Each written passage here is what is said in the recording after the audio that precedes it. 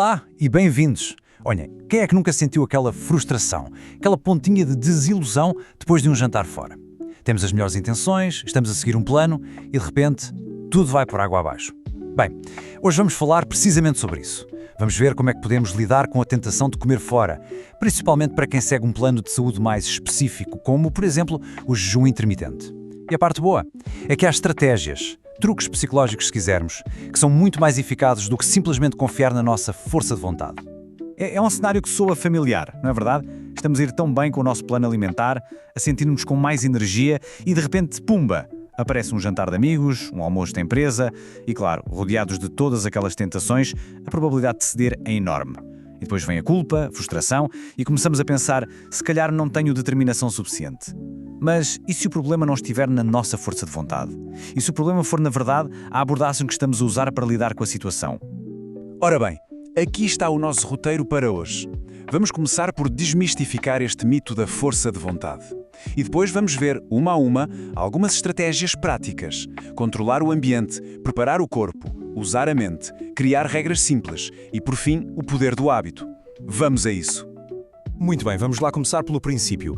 O mito da força de vontade. Porque é que depender apenas dela é, uma estratégia que está praticamente condenada a falhar.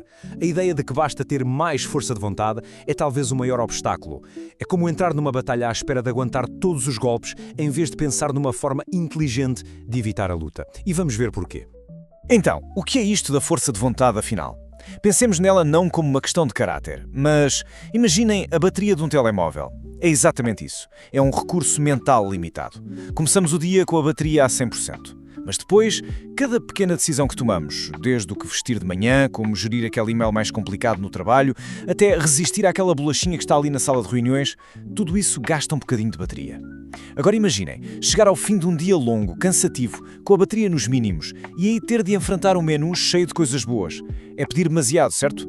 A probabilidade de a bateria se esgotar completamente é altíssima. E esta comparação mostra exatamente a mudança de paradigma que temos de fazer.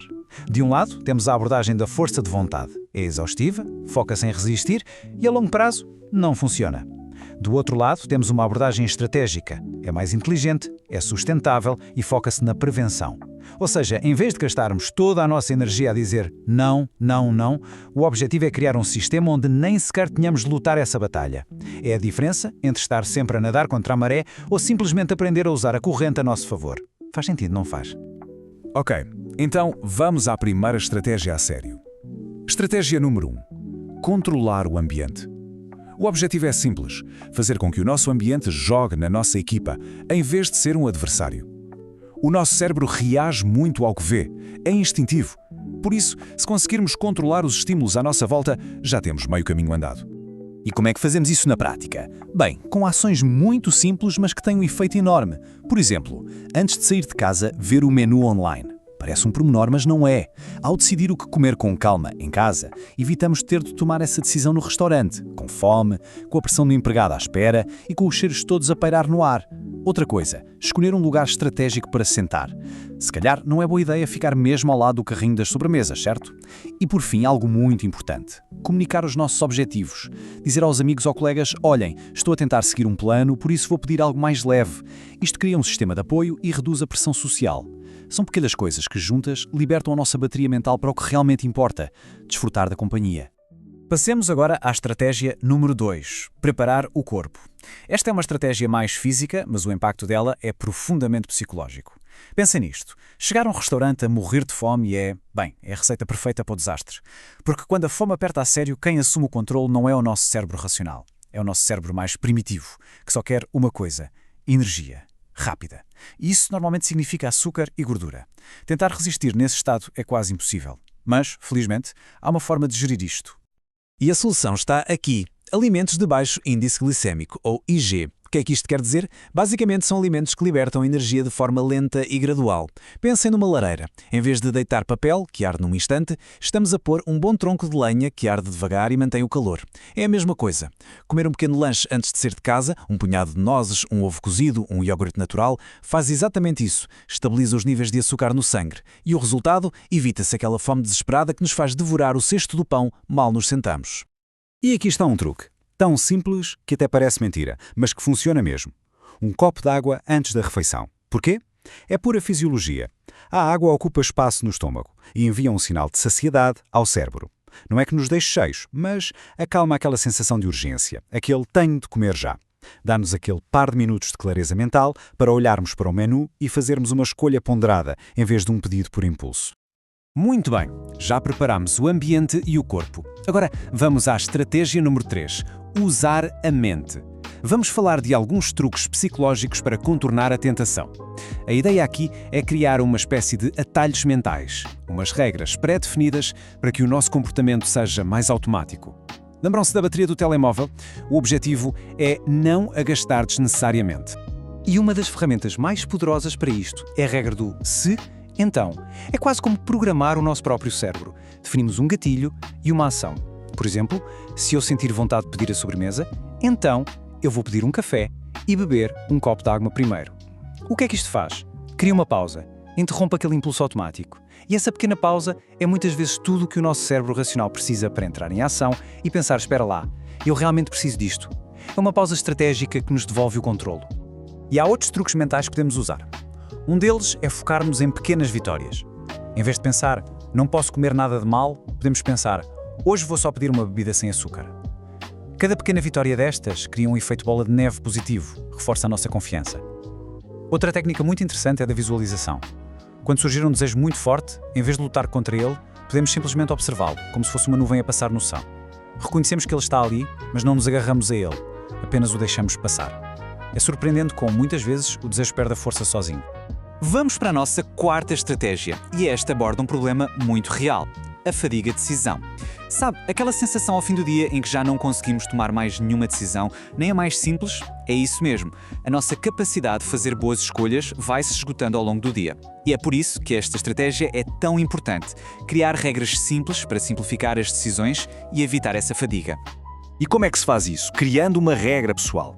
Uma regra simples, quase um uniforme para jantares fora. Por exemplo, a minha regra para jantares fora é pedir sempre uma salada como entrada e uma proteína como prato principal. Ponto. Ao ter esta regra, a decisão já está tomada antes mesmo de olhar para o menu. Acaba-se o debate interno, a negociação connosco próprios, a escolha torna-se automática e a nossa energia mental, a tal bateria, fica guardada para o que interessa de verdade: a conversa, a companhia, o momento. E tudo isto nos leva ao ponto final, à estratégia que, no fundo, é o objetivo de todas as outras: o poder do hábito. Porque o objetivo final é transformar todas estas estratégias em comportamentos automáticos. Quando algo se torna um hábito, já não precisamos de pensar nisso, já não gasta energia. A escolha saudável passa a ser a escolha por defeito, a escolha fácil. E esta frase resume tudo na perfeição. O objetivo não é resistir sempre, mas sim precisar resistir cada vez menos. É exatamente isto. O sucesso a longo prazo não vem de ter uma força de vontade sobre-humana para lutar batalhas diárias. Vem de construir um sistema, um conjunto de hábitos que torna essas batalhas cada vez mais raras. É tornar o caminho saudável o caminho mais fácil de seguir. Ok, mas como é que se fortalece um hábito? Bem, assenta em 3 pilares fundamentais. Primeiro, a repetição. É preciso repetir os mesmos padrões e regras vezes sem conta até se tornarem automáticos. Segundo, registar as vitórias. Anotar, nem que seja num caderno, as vezes em que conseguimos aplicar a nossa estratégia. Ver o progresso escrito à nossa frente é um motivador incrível. E terceiro, a recompensa. Celebrar o sucesso. E atenção, tem de ser uma recompensa não alimentar. Pode ser algo simples, como ouvir uma música que adoramos, ver um episódio da nossa série favorita, algo que dê ao nosso cérebro um sinal positivo associado àquele novo comportamento. E assim chegamos à conclusão. O que vimos hoje foi, no fundo, um novo kit de ferramentas, um conjunto de estratégias que nos dão controle, confiança e consistência. A grande ideia a reter é a mudança de foco. Em vez de apostar tudo na resistência, que é esgotante, apostamos na prevenção, que é inteligente e sustentável. A mensagem-chave que fica é esta: com as estratégias certas, é perfeitamente possível desfrutar de eventos sociais sem sabotar os nossos objetivos de saúde.